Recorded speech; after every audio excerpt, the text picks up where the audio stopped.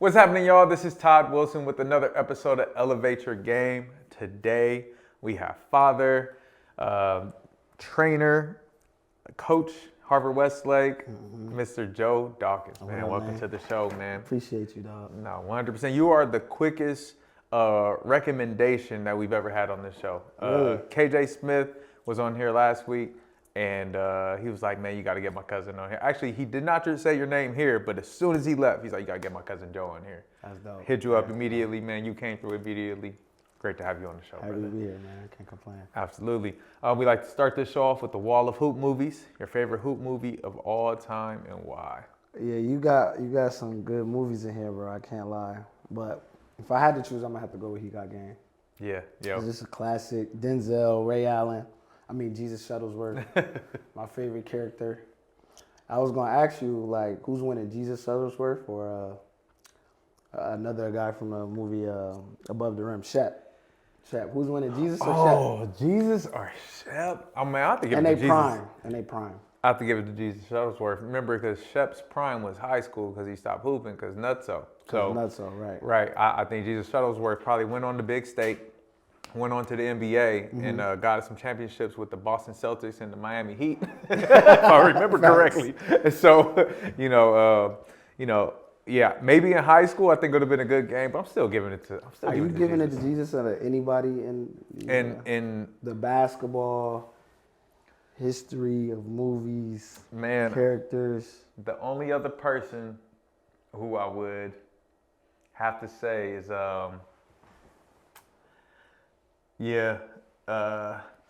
What's Penny's character's name from Blue Chips? From Blue Chips. I know exactly what you're talking about. Penny from Blue Chips. Mitch, was it Mitch? Mitch was tough. He was tough, man. So them three in a one-on-one, man, that would have been a dope game. Or LeBron in more than a game, but we ain't gonna count that. But yeah. Right. That's real. We talk about fictional characters. Yeah, no, absolutely. Yeah. So, man, we love to just hop into your journey, man. When did you fall in love with basketball? Man, I was probably like 4 or 5, watching my uncle play for the Rockets, Kenny Smith. I just fell in love with it, just everything about the game. I just fell in love with. And it was easy to pick up because you could just grab a basketball, go outside and dribble, practice the moves you see. So I fell in love with it early. Yeah, you're out here in LA now, man. Where did you grow up? I can hear it in your accent, man. You ain't from around these parts. So where you from? I'm not an LA dude, man. But I'm from Connecticut originally. I was born and raised there. Then I moved to Jersey when I was like a senior in high school. Got you. So you fell in love at an early age. You had, the joy of a family member, your uncle, playing in the NBA. So being able to connect with it that way as well. What really just took you from, dribbling around to taking the game seriously throughout your childhood? I just think I was different from the guys in my neighborhood. Like, we would play at the park all day, but then after they would go home, I would still be at the park. So I knew I was like, I take it a little more serious. And then when I got to high school, the coach, Ken Smith, he was the coach of the #1 school in the state at the time.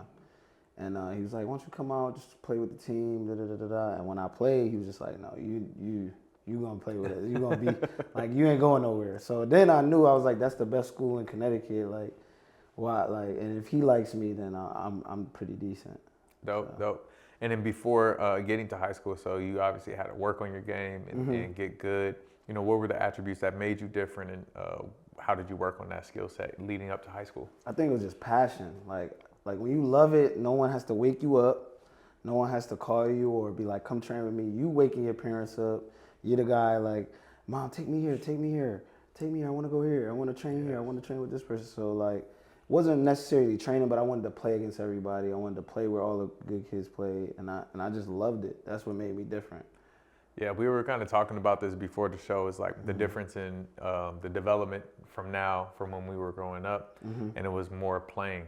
Right, and using our imagination, those types of things. Like, were you, emulating your game after your uncle, or did you have other players that you were, stealing moves from? They used to have this NBA Jam like cassette. It was like a tape. This is called like NBA Jam. You plug it in, it's like highlights from around the league, and like I would literally watch that like every day. So it wasn't just my uncle. Like my uncle was in certain clips of it, but it would be Nick Van Exel, Sam Cassell, it would be all the like guards that Derek Harper. Like I took stuff from everybody. Like, and me, I was a little different. Like I was so obsessed with it. Like I could literally watch a play like 30 times in a row. Like I'm like, oh, he's on a fast break. It's a 3-on-2. This is what he did. Like, and I'd rewind it and put myself in a scenario. So it's the makings of a coach, man. When you're a kid and you watching film that much, like you're probably gonna be a coach when you. I loved it. I didn't even know that's what I was doing. I was conditioning myself to be a coach. That's crazy. That's dope. And then, so did you play AAU at all before you got to high school? I did. AAU wasn't as big as it is now. It wasn't like a EYBL circuit or anything, but I played for like a couple teams like CT Select or like North Stars. They're all Connecticut teams. Yeah. Gotcha. Were you playing locally or did you get to travel? We got to travel. We didn't travel as much. Like I remember like AAU Nationals would be in like Florida. Right, yep. Yeah, like Orlando. We would travel there. We'd travel to like the Jersey, Philly and play. But the most traveling I did was probably like the invitational camps, like Eastern Invitational or like camps like that. Yeah. Got you. And then, so you said you met this coach, and that's where, you know, you kind of knew that it was going to get serious because he was the coach at the best school. Yeah. And it was serious there. Yeah. And so, how did that next chapter in your life unfold going into high school? It was dope. I got to play for, like I said, Kansas. He's a legend out there. He's won probably over 10 state titles. Oh, yeah, and at the time I didn't really notice how good I had it because he was so crazy at the time. But then I realized, like, you know, after leaving, like I needed that. Yeah. So what was crazy? Explain. Like that. He made us play full court defense the whole game. Like tryouts, the first 3 days is no basketball. It's just all running and slides and stuff like that. So he weeded out all the bad seeds quick. Like if you just thought you were good and you wouldn't take basketball serious, he got you out of there just out in tryouts. Wow. So like back then I thought like that's crazy. Or like he's yelling at kids, like throwing kids in the game from the bench. But I'm like, yo, this is wild. But then I realized like he was just making us like into like dogs. Yeah. He was like turning that dog up in us. So I appreciate it now. So now you say you appreciate it now. So what was your response then, and how would you tell somebody who's dealing with that now? Right, we got some crazy coaches out there still. Yeah. How would you tell a kid to manage that coach? I mean, you just gotta. I mean, it's hard for a kid to kind of think outside of what's going on immediately, but you just gotta like I said, if you guys are winning and he has a winning program, and there's a reason why, right? So once someone has won enough, like you have to understand like. It's them that's doing the right thing and it's me that's wrong. Like I have to conform. Like my thing was I always want to win. So if you're a winner, no matter how you're going about it, you're doing it the right way. Now there is some people that go overboard. Like there's a clear line between overboard. But to me it was like we're winning. Like I'm part of it. Like when we walk in with our Windsor jackets, everybody knows like, oh, he plays at Windsor. Like they're them guys. It's just like us. Like Harvard Westlake. Yeah. We're winning. So how can you come in there and say, nah, coach, you tripping. Yeah. Like, I shouldn't have to run this much. Yeah. No, you're tripping. You know what I mean? Right. So that's what kind of helped me. No, I think that's important for parents to understand, and just in our generation and culture where these kids are dealing, how do I want to say this? They're dealing with and they're more aware of their mental state. Right, we didn't have that much attention paid to our mental state. It was like, yo, figure that out by our parents and the people around us. I think these kids are way more aware of their mental state when they're feeling some type of anxiety or stress or discomfort. And parents want to come in and save them because of whatever reason. And so their response to that is to come in and either snatch them out of the program or talk to the coach or do something and not let them go through that moment. How do you deal with that as like, because we all have to deal with it. We were raised one type of way and now, like you just said, you come in here and kids are aware of their mental like capacity, like what's going on. Their parents are more involved as far as like we want to pull a kid or, because when I was in high school, it was like, if he acts up, you throw me to the, my mom throw me to the, he acts up, you discipline him. Yeah. And it wasn't like, I'm like, oh, I'm feeling depressed today or anything. It wasn't. It just wasn't like that. Right. So how how do you? This will help me. How do you Yeah. transition out here to that? I let the parents know what it is from the beginning. Say, hey, if you're going to work with me, I'm going to challenge your son. Understand I care for them, and I'm just as concerned you as you are about their mental state, their emotional state. And so at any time you feel uncomfortable, come and let me know. Just let's have a real conversation about it. But I'm going to challenge your son to get past whatever he's dealing with, and he's in a safe space. He's going to know I care first. I don't cut that on until session 6 or 7. First 5, 6 sessions, I'm super supportive. I'm showing you I want you to get better. And by that 5th or 6th session, you can see yourself getting better. So you have this trust that, oh, he is making me better. Hey, now I'm gonna start holding you a little more accountable. We've been working on this for a while, and I'll let you know. And so I start to build it. And then I let the parents know, say, hey, today's gonna be really challenging mentally. I'm gonna put him through some drills he's never done, make sure he's really tired and he's gonna miss shots. I wanna see how he responds when things aren't going his way. I got him though. And I communicate clear so the parents know what I'm trying to do. I built a communication guide of how you're supposed to communicate to your kids when you're trusting someone else to manage them. Like, if you trust that coach, let him coach him when it comes to basketball. Facts. Not you. Facts. You teach them how, you keep focused on their character, their discipline, their faith, those beliefs. That's you. That's the home, right? I can be an extension of that as well. But when it comes to this basketball, if you trust in me, I don't go to your job telling you what to do. I literally have asked parents that day, I don't care if they get offended. What do you do for a living? Oh, you're a real estate agent? Hey man, I don't sell houses. I say just like y'all, I don't sell houses, and I'm not trying to show you how to sell houses. So don't coach while I'm coaching, please. I need him to respect me. That's the sign of a good Some people get pissed off and never work with me again. Some people are like, hey, you didn't have to say it like that, but I understand. Right. Yeah, that's all I needed. I apologize for being rude, but I had to. Because you sitting here trying to coach your kid for me. Real spill. So communication is so key. Every conflict, obstacle, anything I've been through in my life, I've been able to communicate my way through. If it was me getting in trouble at home and try to talk myself out of whooping from my mama, I talk my way out of it. Right. If it was a grade for a teacher, if it was in college, man, thank God for this gift, because I don't think I would have graduated college without it. Like, I had real conversations with my professors, like, man, I can't write this paper. I can't. Like, this is as far as I'm gonna go. I gotta be still cool. Like, that communication is so key. I wish I had that shit. You can develop it. It's been developed over time. I was a quiet kid, very quiet. My brother used to talk for me. I barely talked. My mom thought I was slow, mentally slow. Like, she tells me all the time. Right. So like, son, you didn't know your ABCs when you went to kindergarten. I was concerned. My brother was a genius. And so I was total opposite. And once I got to kindergarten, I almost skipped kindergarten.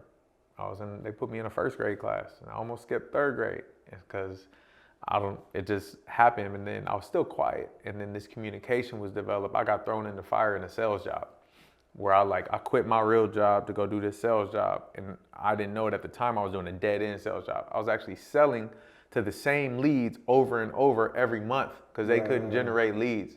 So I was trying to sell a product that somebody already said no to. And so I built a big callus for no and learned how to navigate conversations. And it helped me with my communication in that sales piece. And then growing up around a lot of people, I just learned how to talk to anybody from, literally people who came in my house who were homeless and my mom took care of them to, my mom did people's hair, like people who were entertainers and stuff. So I learned how to talk to everybody. And so it's developed through communicating. That's dope. Yeah. That's dope. That's big.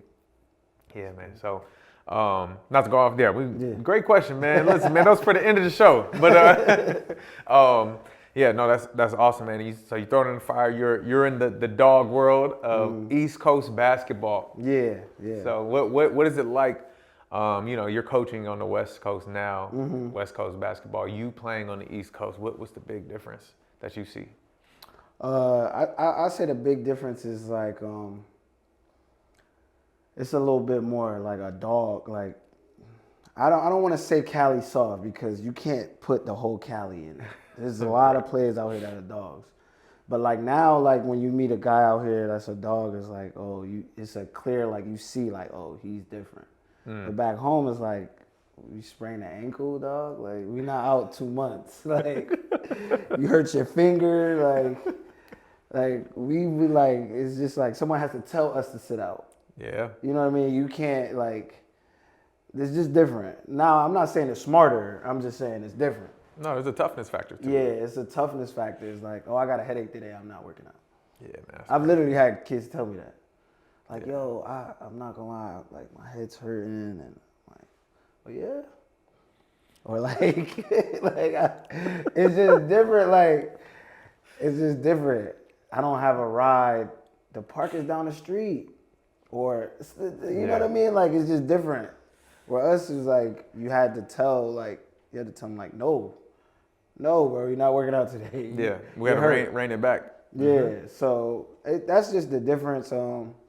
But I do think it's more skilled out here. I think there's a lot better players, but I just don't think that. Is there a way to develop that dog? Have you been able to take a kid who is acting in their privilege, is what I'm gonna call it, and not tough, and being able to develop that in them? Okay. I think it's not easy, but if you get them at the right age, it's for sure a way to, like, let me put you on game about this, bro. Let me just tell you what you really doing or what you really showing. Because, I mean, availability is a big thing with college and NBA, especially with, it's just getting a little softer in general. Yeah. Right? So, like, it's a good conversation to have with the youngins. Like, okay, you got pushed, bro. Like, that doesn't mean fight them. Like, get back up, play tough. Like, just be tough. So, it's definitely could change, but it's hard with some of these parents. I ain't gonna lie.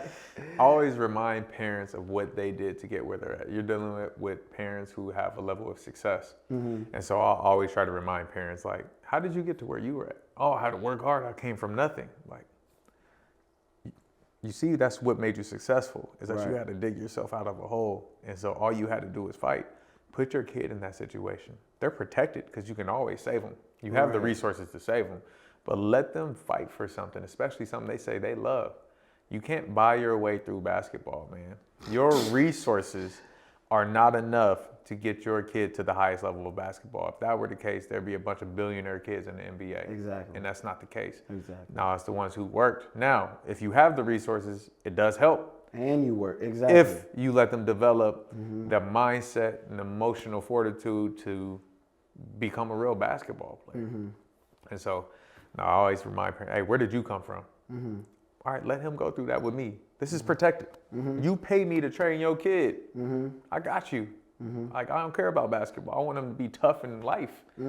So, that was always a thing. All right, so you moved to Jersey, you said. Yeah, in my senior year. What made you move out of nowhere to Jersey? Well, my mom, she got a better job, and she moved, and I had to go with her. So. Now, same thing happened to me, man. So right. End of my junior year, moved to Kansas. So you know how difficult it is to just up and leave your friends and everything you got going on. So were you being recruited before you left? Yeah, I had a couple people just looking at me. It wasn't like I had official scholarships, but I definitely had some coaches looking at me and staying in touch with me. Got you. And how far is Connecticut from Jersey? Is it? It's like a 3-hour drive. Okay, so it's not crazy far anyway, just as far as regionally, but you had to change schools, change friends, change everything. Yeah, exactly. So. And what school did you end up going to for your senior year? So I went to a prep school. It was called Berkshire Prep. Okay. Yeah. What was that? It was a boarding school too. So. So I was living there. But what's that experience like going to a prep school on the East Coast? It was good because it got me ready for college, like the academic wise. Like I went to a public school and it was, it was treacherous. Like it's not like these public schools out here that are still like kind of like preppy. Yeah. It was like one of those, we had like security going in, we had, metal detectors, Gotcha. We had, and kids dropping out all the time. School doesn't even know the kids dropped out. Hey. Yeah, it was bad. So, only thing good about it was the basketball team. Wow. So, but when I went to Berkshire, it actually helped me, like, how to study, how to write an essay, MLA format, like, other stuff like that. And this is your senior year? This is my senior year.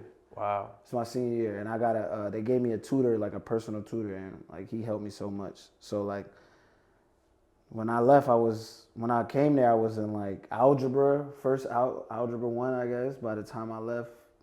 And I did 2 years, so they held me back a year. So I did 2 years. But by the time I left, I was like pre-calculus. I really took advantage of the academic part. It was hard not to. Mm-hmm. So it sounds like in Connecticut you grew up in kind of a tough neighborhood where it was a little the hood of your place. It's like Hartford, Connecticut. It's like the city. So got you. Like, it's bad out there. What types of obstacles were you facing outside of basketball, and how did you stay focused on basketball growing up in that kind of environment? Yeah, my uncle helped me because I got to see, like you asked me if I travel, I got to see other places. Like a lot where guys where I'm from, they don't leave the city. So they don't really know outside, they don't really get the experiences. But I got to see, like, okay, in the summer I got to visit my uncle in Houston, or I got to visit my other uncle in LA, or stuff like that.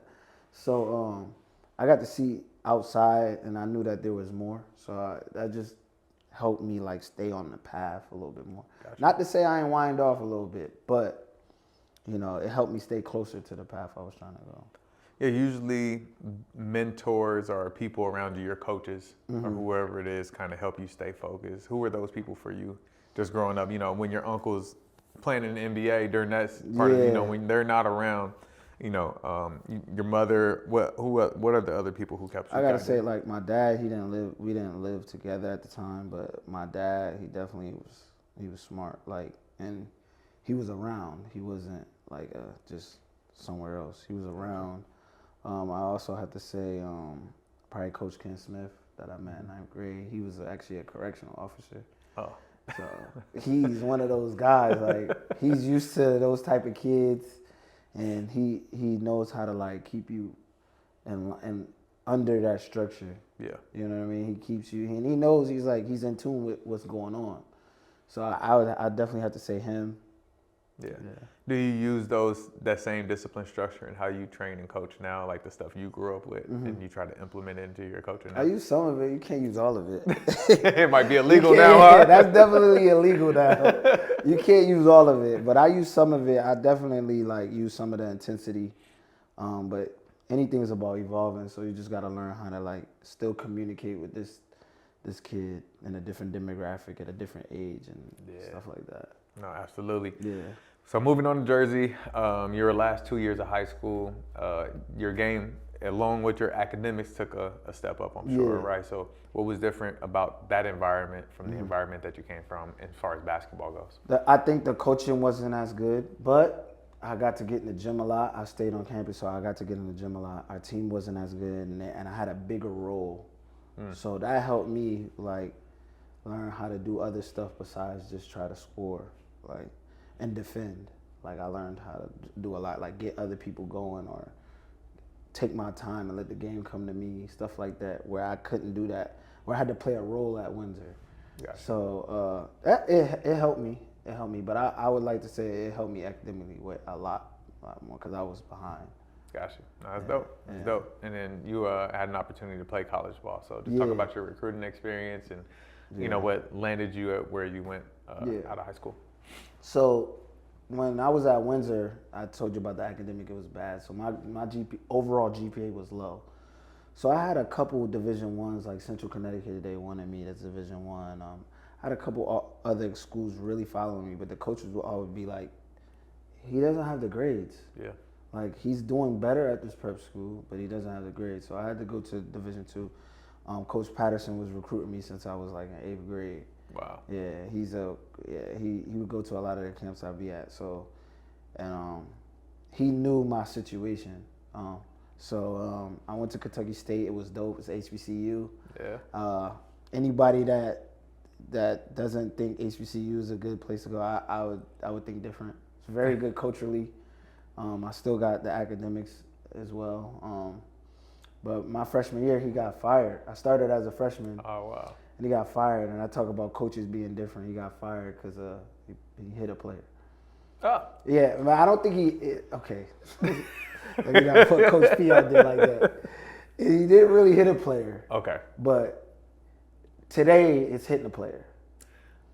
What happened? I mean, I'm sure it's in some newspaper somewhere. Like, was it like he didn't like punch a player? Wasn't a? No, he didn't punch a player. And he motivated him physically. Yeah, okay. And Yeah, unfortunately, it was a Cali kid he did it to, too. Oh, yeah, we can't do that. It's a wrap, man. Cali kids, though, we don't do that. Where me is like, all right, bro, like, I'm used to this, man. You got it. I'm soft, dog. I need to start playing tough, right? So it was a difference in that, and then he got fired.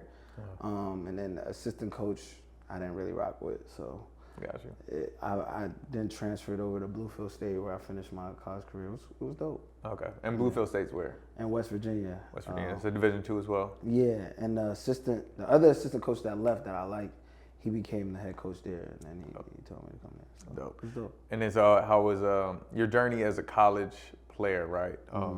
You know, people talk about being Division I, Division II. Man, what's your take on Division II basketball just from a competitive state? I was competitive. People try to like downplay it. Like it's competitive. You can't just get a scholarship anywhere and then not be competitive. But Division II is definitely. I would say back then the biggest difference was the bigs. Like Division I bigs are around 6'11", 7 foot. You get a lot of those. Where in Division II, they're about 6'7", 6'8", a little bit more agile, a little faster. They press. It's not like as clean as the Division I game is, but not to say it's not tough. Because I played with some dudes. Yeah. Like you go to the open runs and stuff like that. These are dudes. Like these are not guys you would be like, how is he not Division I? There's guys down there that have the basketball down. There's a lot of guys, but they don't have the academics down, or they don't have the structure down, or they're coming down from a Division I. So it was tough. It wasn't easy. Yeah. So what can we do as a basketball community to develop that, right? Like a school that doesn't care about the academics, and it impedes on a kid who's a student athlete not being able to go to the highest level possible for them. What could have been implemented for you to make a bigger difference when you were at the public school in Hartford? Yeah, it's just, to me, I don't know, it's like a culturally thing, or like nowadays the schools I work at, every kid has good grades. So it's like, it's weird. Yeah. Like it was the exact opposite. Where every kid had bad grades, like kids failing off the team. So I think it's just a cultural thing. I don't know. I don't really have the answer to that, but I've seen it get a lot better. Yeah. Like the main thing back when kids were getting recruited were from how's his grades, how's his grades, how's his grades. Yeah. I don't hear that a lot now. I don't feel like. Yeah. Well, yeah. No, because you're at where you're at now. That's what I'm saying. You can't get bad grades. Like, you at Harvard Westlake, you don't have bad grades, bro. So, right. And even when I was at Sierra, it was like there's no kid, maybe one kid like struggling. He has a tutor. He has stuff like that. I didn't have a tutor at public school, so stuff like that. So kind of getting those resources for the student athletes, or maybe even the students in general, to have that focus on the grades and all that. The accountability all the way around. No, I think it's important to talk about those experiences and bring light to what's not happening, right? Because we're spoiled in Southern California, man. Facts. We have resources and access to a bunch of stuff that kids in other places don't have, where there is some talent and opportunity that kids miss out on because of these little resources, and how we can give back and how we can set other people up for that success. Like I always want to talk about those things just to bring light to it. Like if somebody has the ability to, or maybe it's us that we got to go and say, hey man, we find an organization that does tutoring for inner city schools to make sure at least the student athletes, because that's what we're connected to, have an opportunity to play and get to that next level. So like Cali is the first place I heard somebody say, I got a 4.1 GPA. Like, how do you have, I've never heard of someone having above a 4 point. Like, what are we talking about? You got above a 4 and you play sports? Yeah.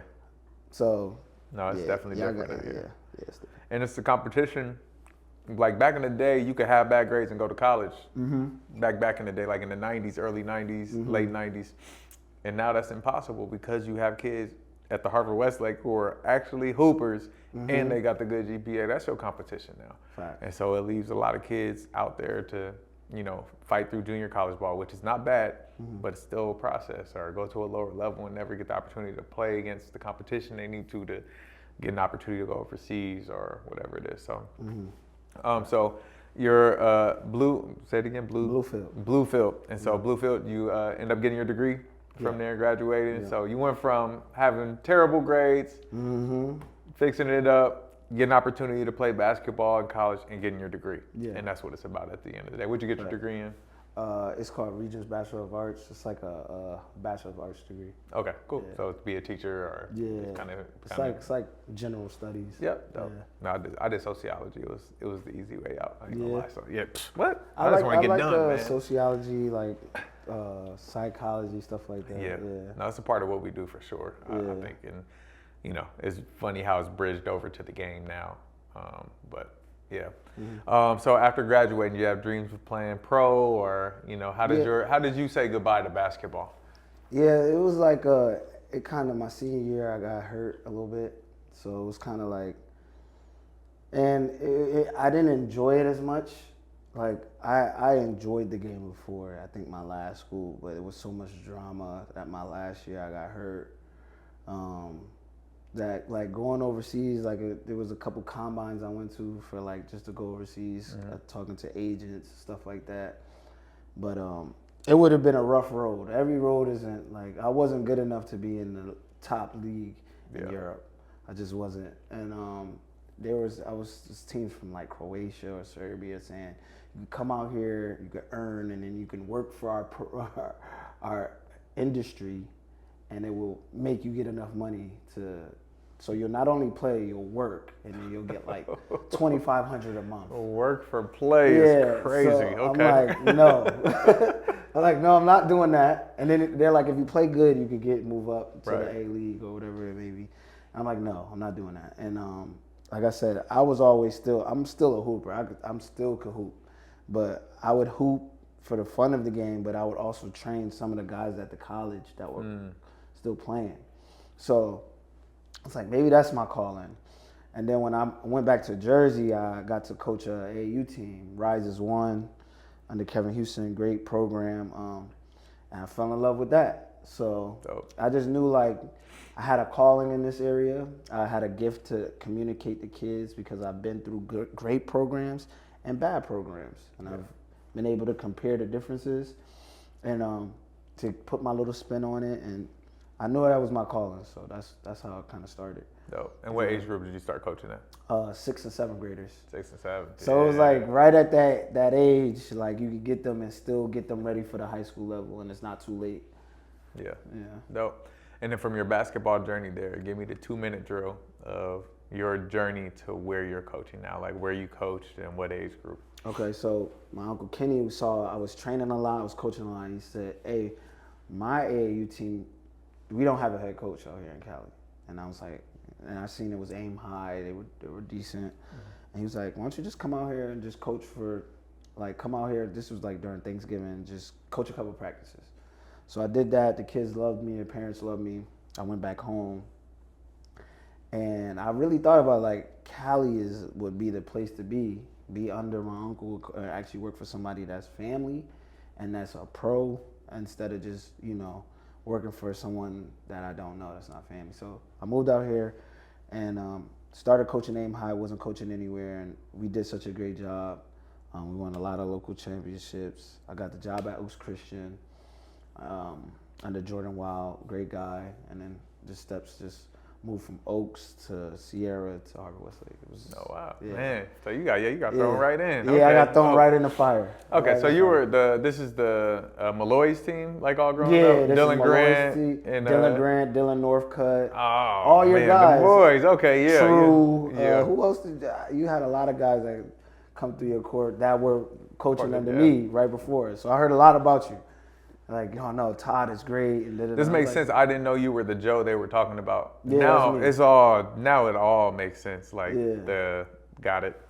Yeah. Okay, dope. Yeah. Hopefully they had good things to say. Oh no. They said it was dope. It was dope. I mean, obviously these kids are coming to the program ready, for the work. Like those are the kids. Like the two Dylans don't duck smoke. No, at all. Like no smoke. None. And so now it's dope to see. That's where they kind of get that little swag from too. The East Coast grind, being West Coast kids. So, No, those are man, two of my favorites, Boston man. was Oh another yeah, one. yep, Yeah, he came a little later, but yep. yeah, had some kids. Not Miles McBride. Was Miles McBride? No. No, Okay. no. No, but yeah, definitely. I wonder where True is. Anyways, we'll get back to that later. Yeah, But we'll figure that out.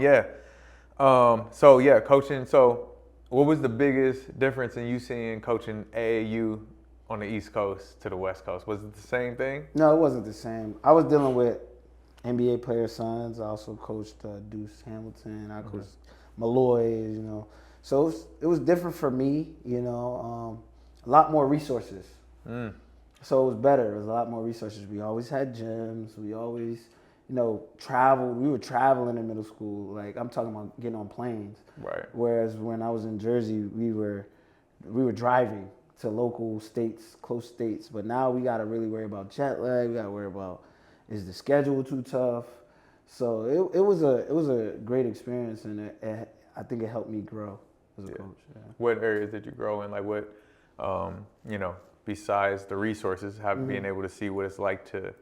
I think when you have resources, you're really able to see what you can maximize. Like, hey, you ain't got no excuses now. You have everything you need to be this person, right? What other areas, like, you know, just as far as being a coach, did you develop? Time management, like you said, we travel. We want to get a quick workout or practicing right after we get off the plane, so it's not like a lot of jet lag, and then when they should rest, and it just helped me. Like, if I want to be at a college coach, like, I got to learn like how to travel. Yeah, it's not like it wasn't easy for me because I didn't do it. Yeah, so it was cool, like time management. And what did the kids gain from having that opportunity at a young age? They gained a lot. They got to play against all the best competition against the country, so they knew, like, locally we were great. Like, we were winning everything. We would go down to the map. We would go down to other places. We would win. And then when we go to national stages, it's like, yo, this kid is 13. This kid is 12. So they got to play against great talent. And it was they got a lot out of it. And we would go down to Atlanta a lot. So the South, Atlanta has great basketball. The South, in general, Florida, they have great athletes. So we got to play against all the smoke, and that's why they weren't ducking it when they came to Right. Yeah. Nice, and they still don't duck it. Yeah. No, that's dope. Is now shifting over from AAU to high school, right? What is the biggest difference? People ask all the time, like AAU teams, high school teams. As a coach, what are the two biggest differences of coaching an AAU team versus doing it? I'm gonna be specific, at a private high school in Southern California. Okay, so I think the difference coaching, you have the kids 5 days a week. So you have the kids 5 days a week. They need to know every little detail about everything in your system, your defense, your offense, what we doing with screens, how are we playing pin downs, what tempo do we want. If you have that much time, that's you implementing that. In the AAU, a lot of these AAU teams are makeshift. 1 week he's playing with us, 1 week he's playing with another team, or 1 week we got a new kid. We don't practice the same amount. So it's not demanding as high school. It's like, really go out there and play and put like an all-star team together for most of the AAU teams. I'm not gonna say all of them. I think, you know, once you have kids enough time, for me, with a high school, we pay attention to the small details, and you better know them, and we could be more demanding on you for not knowing them. Yeah. Or in high school, like we practiced once this week. How could I be mad at you because you didn't tag the roller, or you know what I mean? Because we haven't worked on it enough. So question, because coaching is teaching, right? That is my number one rule. If you're a coach or a teacher, in what ways, so in high school it's easy to see, you're teaching them IQ, you're teaching them reads, you're teaching them what the team philosophies are. What are you teaching them as an AAU coach, where you might have players that you never practice with, or you know, a team that you're only practicing with twice a week? What are you teaching them? All right, so this year, Jet Academy, EYBL, I had the 16s. We made Peach Jam. It was our first year being in the EYBL. We made Peach Jam, and we didn't have a kid in the top 20 in the country. So I did a good job. We did a good job with that. And there was teams with a lot of kids in the top 20 that didn't make Peach Jam. But we're going into the biggest tournament against teams that have been established for years, and we got 2 days of practice. And not only do we got 2 days of practice, our top two players are not going to be there. Our top two players just played in FIBA, and they're exhausted. and they're not gonna be there, which is understandable, right?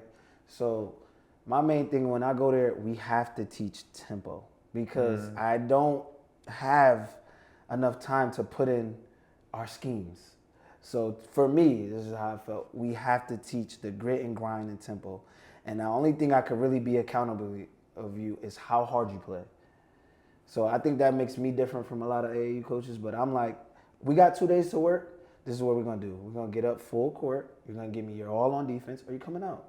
And then we'll teach slightly move. Like we had 2 new players as well. So mind you, we went through a whole summer of sessions and I got 2 new players that are going to expect you to play a lot of time. So look, this is the movements you're going to learn. You're going to learn our plays, but we're going to drill in the pressure and the pace of the game.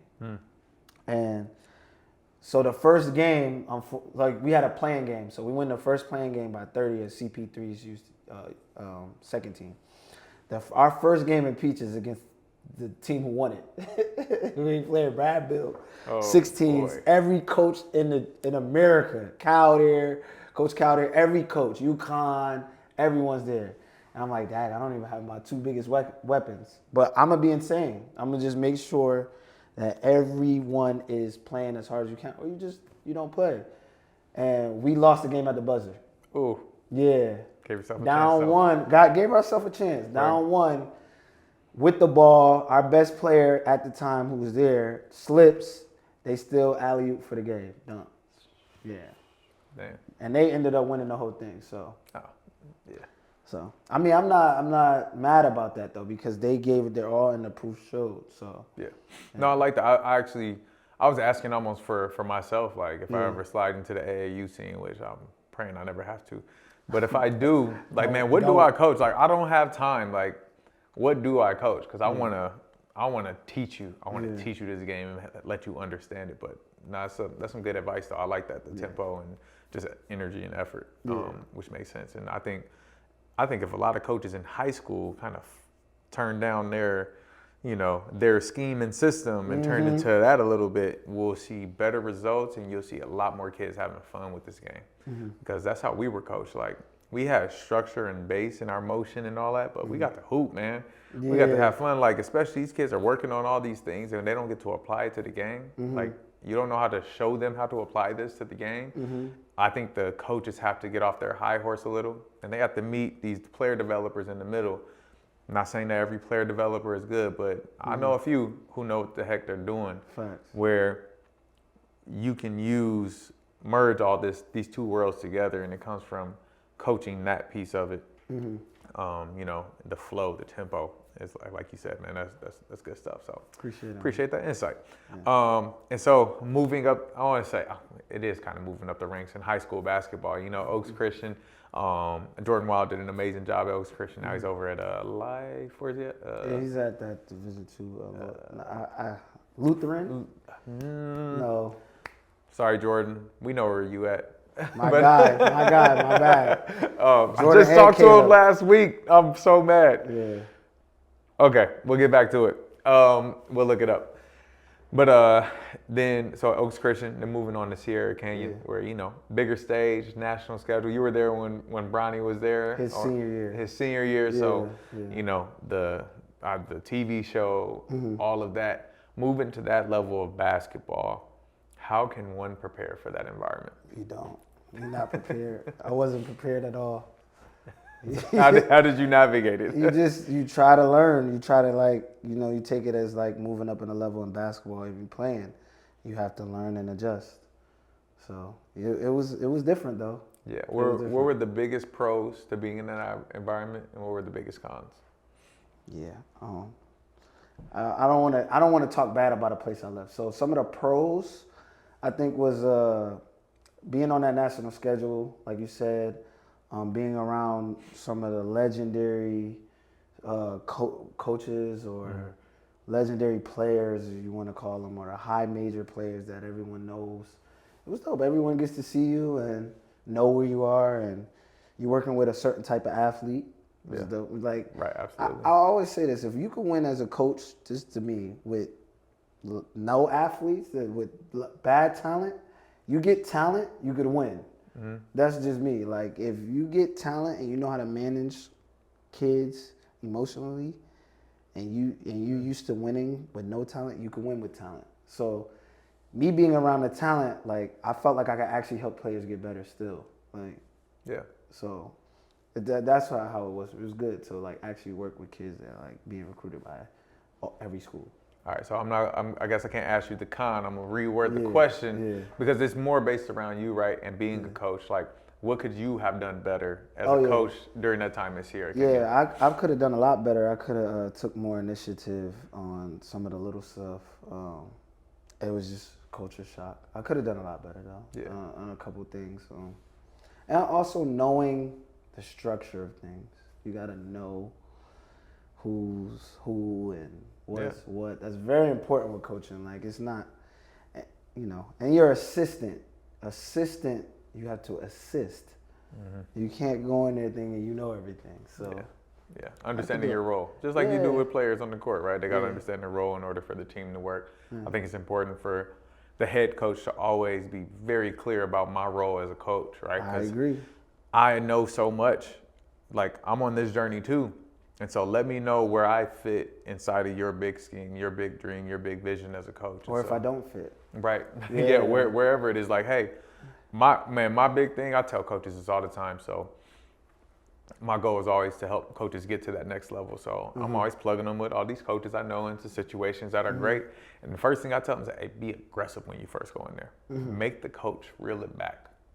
Don't go in there and just try to be super duper humble and, hey, coach, where do you need me? I was like, it's not going to work because coaches are usually alphas. If you don't talk, they going to talk. And so I tell people, hey, go in there until the coach has to tell you to shut up. Yeah. Until he has to call you for a meeting and let you know that, hey, you're doing too much. You're doing too much. Now you're going to get parameters. If they haven't given them to you before, they're going to give you parameters now because you overstepping your bounds. I'm always like that, man. If I walk into a job, I overstep my bounds. People used to ask me that on job interviews, like, what's the negative thing about you? I'm like, man, I'm nosy, man. I'll be in everybody else's business because I want us to function at a high level. So I'll probably get myself into stuff I'm not supposed to be into, but it's only to help. So if you give me direction and you give me space to grow, I'll be out of your way. That's some good insight. Yeah, it's real stuff. So then Sierra Canyon, so you were there for how many years this year? 2 years. 2 years. And then moving over to Harvard Westlake. So making that shift, and you've been there for one? This is my first year. This is your first championship year? First year. Oh, no, you just started. Yeah, I just started. So you but we're about to win the championship too, so. It makes sense. It makes sense. Okay. So this is your first year over. You guys are in the same league as Sierra Canyon, different program, different, I want to say different DNA, right? Where Sierra Canyon, historically has these, big names, the NBA kids, transfers coming in, all those kinds of things, where Harvard Westlake has a different, more of a, I want to say, traditional, traditional where most of the kids come in, they're there for all 4 years and develop. They still get high level kids and NBA kids as well, but it's just different DNA in how they run their program. What was the biggest culture shock for you stepping into a Harvard Westlake environment?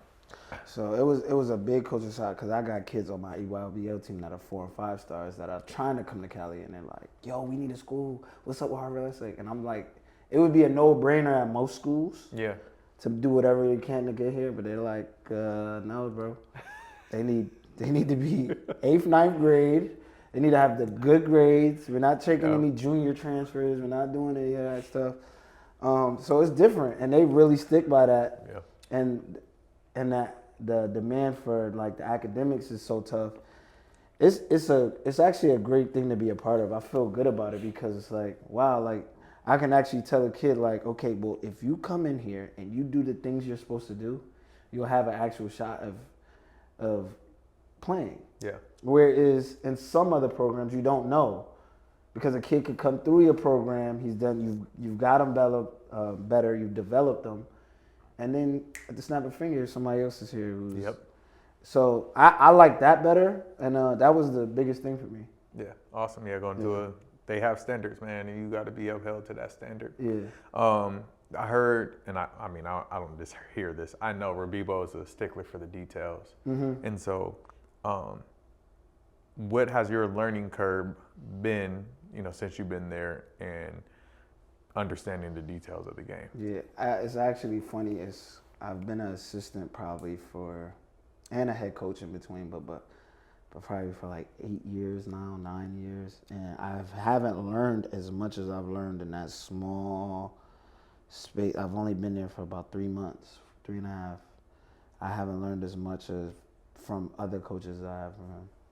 Wow. Yeah. So he's a stickler. He knows all the terminology of the updated stuff. Like it's a real like college environment. Like so, as a coach, you have to learn the terminology. You have to learn like the sets, the freelance, whatever we're doing, and it's been good because now I'm pushing myself. Whereas some of the other places, it's like I know this. Right. Like why? Like everything he's saying, I've said or understand or where this is actually pushing me. So I love it. I love it. And what are you looking forward to most this season? I mean, a championship, of course, Mm-hmm. and every coach's pinnacle. Just knowing the makeup of the team, the makeup of the school legacy. What are you looking forward to the most being at Harvard Westlake?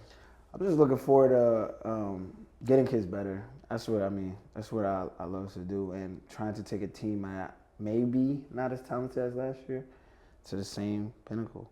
And the Mission League's tough this year, so I'm looking forward to these games. Man. I'm looking forward to that for sure. Yeah, there's gonna be some good ones. Yeah, for sure. Throughout your whole coaching journey, there comes adversity. Mm-hmm. What's the biggest adversity that you've hit so far, and how'd you overcome that? The biggest adversity was being a chef in a kitchen with a lot of chefs. And how I overcome it is just by being me and being aggressive and trying my best to, do what's right for the program. Yeah. That's interesting, man. And how to be a chef, and I'm sure hopefully our audience is understanding what you're saying. Just how do you morally, right? Like I know me, like if somebody's doing wrong, actually I was in a practice the other day somewhere I'm helping coaching, and nobody even knows I'm helping there, and I'm probably I don't want to say the place because it's just doing it, but I know what they're teaching is absolutely wrong. It burns my soul for them to have these kids do it. Because you're passionate about it, and this is what you do, and you know it's wrong. Yeah. So what do you do? What do you do as a coach who, I just stepped into this place. I just stepped into this arena, but I know that's wrong. Yeah. What would you do in that situation? I'm gonna tell you what I did, but what did you do? No. I want to know what you would do. It's just I don't know, man. I don't know.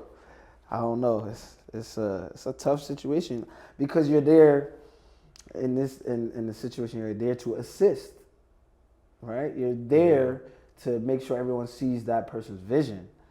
So I mean, what do? You stick by the person's vision. I don't know. You can't. I don't know what else you do. Yeah. No, I mean, so what I did, I went to the coach and I said, hey, when I learned this is what we did. Right. Do you think, I said it like this is what I learned. You ask questions, it allows people to feel like they came up with an answer. So I said, hey, this is how I learned to do this. Do you think the kids can understand it on that level? Now I got his brain working. Could the kids understand it like that? I don't know. Let's try it next time. So next practice, it happened last week. Practice this week. Hey, Coach Todd's going to take you through this drill. He literally just walked out, like he left and just like stood back and watched me work. And he was like, oh no, this is exactly what we need. Facts. And so use your questions and use them in a way of showing reverence and honor, but in a way of showing confidence and I want the kids to get better. Like, hey coach, have you ever thought of this? Are the kids able to perform it this way? Throw it back to a position of, hey man, we're all here trying to help, and see how the coach responds. And they'll let you know sometimes if you need to be in that space. Because the coach responds like, nah, my way or the highway. Then bet, I need to bounce because I'm not going to grow from you if you're not allowing me to give input and ask questions. Like any leader should allow you to ask questions. I tell my daughter all the time, like, you can't tell me what you want. Like I say, hey, go clean your room. But Daddy, I want to, no. You can ask me a question. Daddy, is it okay if I finish watching this show? Yeah, you can finish, or maybe no. No, you can't today. That's what I'm on with my daughter. But if my daughter's never allowed to ask me questions and she's feeling like I'm telling her stuff all the time, she's eventually just going to start rebelling. And that's what's going to happen with your coaches. I've been in a space where I was the assistant and I'm like, don't do what the coach just says. Don't do that. You know what I mean? Because that's a messed up position to be in. It is, but it's like, but my job, my heart's for this kid. I cannot let this kid do that and ruin his opportunity or make a mistake on the court. I'm like, yeah, don't do that. He don't know what he's talking about. But it's like, man, that passion in me burns so much, and that's only when the coach doesn't listen. I'm gonna bring it to you first. Hey, coach, you suck. You ain't teaching defense right. Like, you're not holding them accountable. I'm gonna tell you straight up. And so if you take that and say, hey, how can we get better? Cool. But if you keep on doing the same thing, I have no other choice. I gotta be true to who I am and who I'm developing. And so it's a rough space for sure. I would also like to say, the guys who know what they're doing, they know, like you know someone that knows what they're doing. But everyone thinks they know what they're doing. So that's another thing. And when you're a head coach, and this is another thing that kind of prevents me from stepping in it. When you're a head coach, every assistant thinks they would do it a little bit different, mostly. Or everybody says, thinks their way will work. The proof is in the pudding, right? So, and that's with me too as well. So like, if I'm coming off a season where I didn't win, or I didn't get to where I was going, I think maybe it's time for me to be a little bit more open to listening to stuff. Because things change. Right. You might have one way of winning right now that's not going to work in 3 years. Yeah. So it's like I just try to stay as open as I can, because just like that, people catch on to your schemes, catch on to whatever it is. It's always about adjustments. So that's all I was saying. That's great to hear, like, from a leader too, is to let your assistants in on your vision. You know what I mean? Yes, like, hey, exactly. This is how I see it. Do you guys have any questions? This is how, how would you do this differently? And just have the discussion. If I just had the discussion like, yo, man, I don't think this book should be standing up, I'm gonna put it down. But you be like, no, man, it should really stand up. Like, man, I understand why you're doing that, but I'm gonna lay it down so people can see this poster fully. You're gonna feel hurt. Yeah. Because I gave you a reason, I gave you an explanation instead of saying, nah, this is the way we do it. Like, nah, dog, talk to me like a grown up. Let's have a conversation. Like, I'm not here to be your puppet. Like, we're grown men. You're supposed to be mentoring me. You're supposed to be trying to build a coaching tree. Like having that conversation, once again, comes down to that communication. And so I think that's what the name of this episode is going to be called, is communicating correctly. I like that. I like that. Man, dope. And so I'm sure you're working your way through the ranks, man, to be a coach, a head coach one day and running your own program at some level. Is that your ambition? And what steps are you taking, besides being at a great school to learn? What other steps are you taking to So I have been looking at a lot of people in the footsteps that I want to be in. I've been talking to my uncle, I've been talking to other uncles, and I've been talking to a lot of coaches just about some of the small stuff I could be doing. I'm trying to go back to school, get a master's degree. I'm trying to do a lot. So, but it's a lot of learning that I'm doing right now, and I'm also trying to focus on what's going on right now as well, because I do care about winning and I do care about basketball. That's the number one thing I would do. And some people say like I would do this if I wasn't getting paid, but like I do it. I've done it without getting paid. Yeah. Like wouldn't do it. I've done it without getting paid. Yeah. So this is what really I'm into. So I'm just trying to take it a step at a time, and I got to keep talking to more people like you. No, awesome, man. I'm here, man. The biggest change in your life happened a few months ago, man. Yeah. Got a little one in this world. Yeah, little Josiah. Little Josiah. I like it. Little Josiah. How old now? He's 4 months, almost 5. Oh, Yeah, man, those are the good. That's my boy right there. How has being a father impacted how you coach? How do you see a change already? Yes. Before you don't really realize because you don't have. I didn't have kids. I didn't realize like this is someone's son. So I am very intense, but now I understand like this is someone's son. Yeah. You know what I mean? So at the end of the day, you have to do whatever it is to help them figure out. To help, it's a community. You have to figure out what's best. You can't just give up on a kid. Some of these kids, like, or you can't just treat a kid any type of way. Not that I would, but it's giving me a lot more like recognition on.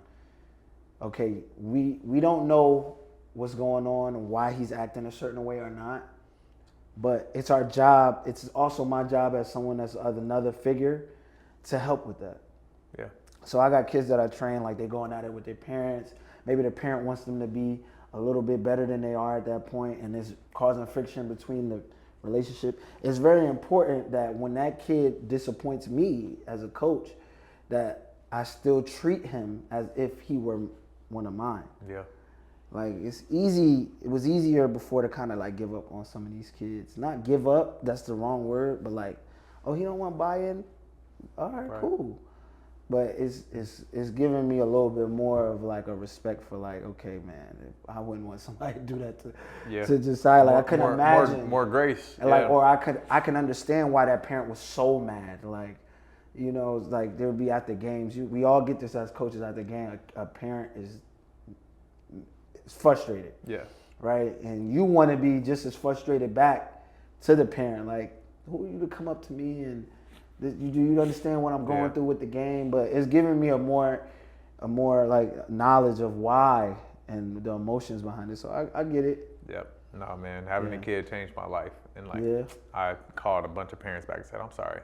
Yeah. I understand now. I get it. Yeah. It's exactly what you said, man. No, man, it's dope, man. And good luck on your journey, man. We look forward to see you just thriving this year and moving forward, man, just in fatherhood and coaching and training and everything that you're doing, man. Just keep going, man. You have a great mindset. You have a great mindset, and you have the ultimate resource around you just being in Southern California. Like, grab onto that, man, and keep learning. So, man, thanks for sharing that journey. We're going to hop into the next segment, man. Well, it ain't over. Now the fun starts. It sounded like he was wrapping it up. Now the fun starts. No, is my mic, I'm good?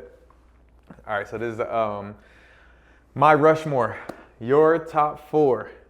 All right, we switching it up, man. We was talking about all the movies. He said he's a movie buff when it comes to this basketball stuff. Yeah. He's seen Eddie. A lot of people ain't seen that with Whoopi.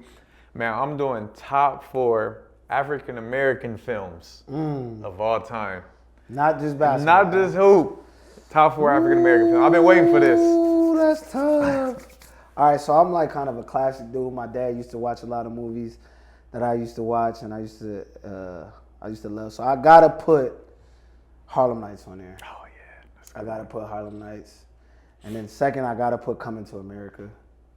Yeah, I gotta put Coming. Those are classics. You can't not have those on the list of just black movies. The next 2 is tough though. Are we talking like black movies or are we talking like black movies? I'm talking black movies. Okay. All right, so I'm gonna put Last Dragon up there. Ooh, Leroy. Yeah, I gotta put Leroy up there. That's that. my movie. I can watch that. I can literally watch that back to back. I'm trying to find. Is it streaming somewhere? Do you know? I think it's Tubi. Last Dragon's on Tubi. That's Tubi. I just easy watched work. it. Okay, easy work. Yeah. All right. So and last I gotta put. This is tough, man. I gotta put 5 Heartbeats up there. Really? Over the Temptations? Yeah. I wasn't, dude. I rock with the 5 Heartbeats more than the Temptations. Eddie K, man. No, man. The David Ruffin? Yeah, that's classic. I mean, they're the same person, but they not. But yeah, they are. No, man. That's a solid 5 or solid 4, man. That's solid. I like that. It's throughout the whole black genres. It's a crazy the amount of movies that you missed though. I know, that's why I'm like, yeah, but we'll do your 4. But I'm okay with that 4 because it's like if you replace one of them, it's like you still gotta come into. What's your 4? My 4, okay. Mine are a little different. I'm not gonna front because I have my catalog is deep. My catalog is deep. All let's right. hear the deep catalog. You know what my first one is, man? It's actually Dope. Have you haven't seen Dope? No. Netflix is pretty new. Oh my god. Oh wait, I've seen Dope. It's the sequel to The Wood. Actually, I've seen Dope. Okay, I was about I'm to sorry. get you. I was about because he was talking about he thought he could get me on movies. Hold on. When you said catalog, I'm thinking you going back to like the 70s for a movie. No, not I've yet. I've seen Dope. I seen it on. I think it was on Netflix when it first came out. Well, I mean, it was in, It was on Netflix when it first came out. I seen the movie. It's about the kid in high school. Yes. And I think I forget what happens, but I seen it. Yeah, getting involved into some drug dealing stuff he shouldn't. He's a very smart kid, but that movie hits on everything, man. It's a rom-com, coming to age, adventure, gangster film, all mixed And in it's one. like Cali film. It's too, Cali, right? yeah. So for me, man, it's I can watch every time I get on the airplane. I watch that movie. That's my airplane movie. Just love, and it's hip hop. Like I love hip hop. I'm a big fan of hip hop. So Dope is on my 4. It's the one that is probably on nobody else's but mine. But I'm okay with that. 2, man, this is my movie. You remember Trippin'? Tripping. Why do I know this move? Oh boy, I forget his name now. I don't even know his real name. Donald Faison's on it. He's his best friend. They're in high school and they, whole once again coming to age. Old girl from she used to be on In the House, or LL Cool J back in the day. She's the love interest. Man, but he's like he like daydreams. He doesn't live in reality, so he has these random daydreams, man. That movie. Well, see, is now I know comedy. you watch movies because you name a movie that I don't know, and that's rare. I told you. That's rare. They sleep on me. But, Okay. but I don't know how credible your list is with Dope on it right now. All time. This is my 4, my Rushmore. And I gave the caveat that it's on nobody else's. I'm good. So yeah, that I probably this is where it gets tough. After that first 2, it gets tough. I'm going to go with Life. Oh, I left Life off. That's cool. I gotta take something off. No. See, I think you, because this is the thing. You put Coming to America and Harlem Nights and not Life. I think they're all 3 are in the same category. Both all Eddie. They tried to make the funniest movie ever. All 3 of those movies, and so that's where I believe you could pick any of those and you could live with it. But Life is up there with me. Man, them 2 together. Gunline Boss. They Gunline Boss. They talk about the Gunline Boss. That's my movie right there. Yeah, so Life, because to me it's the funniest, probably the funniest black movie of all time. Lastly, man, I think I gotta do my Hoop movie. Yeah, which is Sunset Park. Sunset Park is more nostalgic for me, man, and just the story, the lines in it. I love Sunset Park. But man, we leaving our boys in the hood. Frejo's my guy too. Shout out to Frejo Star, he's my guy. Dope. He did a great job in that movie. Yeah, no, he's man. So many movies out there, like just the class. Don't Be a Menace to South Central, like Menace to Society. Shoot, Soul Food, man. There's so many good movies. So you see how these movies are? My man cave. One day it's gonna be every black movie poster, just lined up everywhere. And I want it lined up. I actually want to put them in the floor so you can be walking on greatness. That's the idea. But that's fine.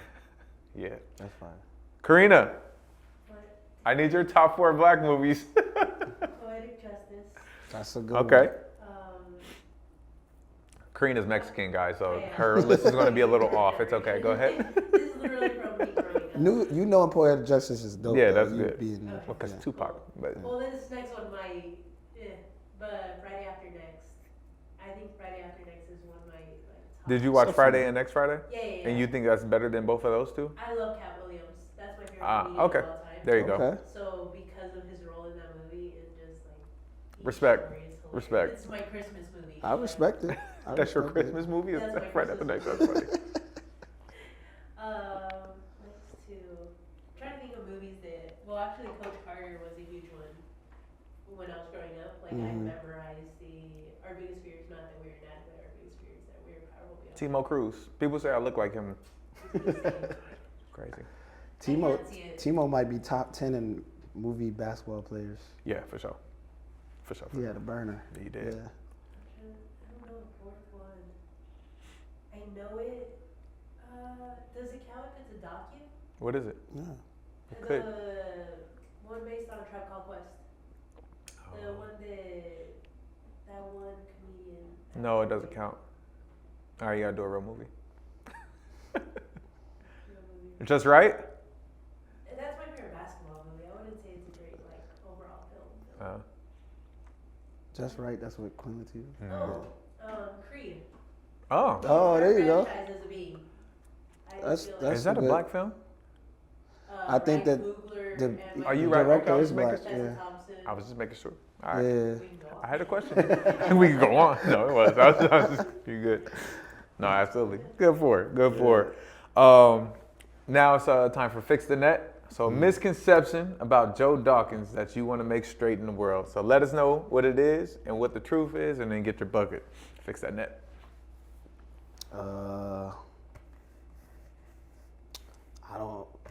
I didn't play basketball, and I did. I don't have People think that you didn't play. They don't know me out here because I'm not from Cali. See, like if I went back home, they'd be like, they'll know. So it was like, you kind of like Cali's like a prove me type state. So no, 100. I did. And I'll post some highlights too. Check it out. And one, love it. Joe Dawkins played basketball. Yeah. It's actually on his Instagram And I'll page. still cook you too. Come out. I'll still cook you. That's crazy. We play adult league on Tuesdays and Thursdays. I would love for you What to come time? on the hoop. It's at night. Well, not right now. After the season in the spring, we'll get you for next season. My son will be a little bit older too, so I Yeah. can stay away. And roll them out. You know, Yeah. bring them in the stroller. It's cool. We all bring our kids, so it's all good. Say no more. Yep. I'm there. And this is the part of the show we flip the script. So 2 questions for me. Could be about anything in the world. All right. Since you're a movie buff, if you got to direct a movie, what would the movie be about? And who would you cast? All right, so let's get into this. My movie would be, there's a movie called Wild Style. It was the first hip hop film ever, right? It's literally like a documentary on hip hop, but it's in movie form where they are introducing hip hop to the world. So it'd be a mixture of Wild Style and Forrest Gump. They made the Get Up, the short series they made on Netflix called The Get Up.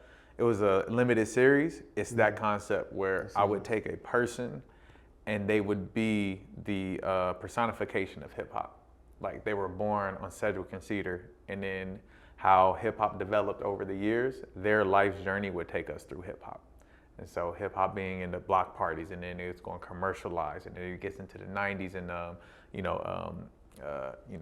statement rap. You know, you talking about NWA and all those types of things, and then it goes into our generation of hip hop, the Jay-Z's and all that, and to where hip hop is today. And their life's journey would take us through what hip hop is. But it'd be like Forrest Gump, Forrest Gump, like he was just in random places around the most monumental events in the world, and so he would be around those things. So hey, don't steal my idea. I don't even know why I put this on camera. I've had this thing locked up for like 20 years. I was about to say, you really have a movie script. Oh no, this is the movie. Like this is I want to make that movie because I love hip hop. And I love Forrest Gump, man. Forrest Gump's actually my all-time favorite movie, period. I just love Forrest Gump and his journey. So, I love Forrest Gump, yeah. So that's a great question. All right, so since you love hip hop, I'll just go off of that. Top 5 artists. Top 5 hip hop artists all time? All time. DJ Quick. I'm actually probably do it in order. DJ Quick is number 1 for me. Just grew up on him. West Coast dude.